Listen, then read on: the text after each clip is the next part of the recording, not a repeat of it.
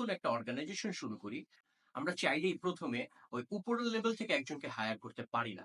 অনেক কোম্পানি করে। অনেক কোম্পানি যাদের পক্ষে করা সম্ভব তারা অবশ্যই করে। কিন্তু সচরাচর আমরা যখন নতুন একটা অর্গানাইজেশন ডেভেলপ করতে চাই, আমাদের ১ম প্ল্যানটাই থাকে অন্য একটা বড় কোম্পানির মিড লেভেলের একটা লোককে আমরা নিয়ে আসি। মিড লেভেলের লোকটার কাজ কি ছিল? ইমপ্লিমেন্টেশন করা। সে কিন্তু প্ল্যানিং করে নাই।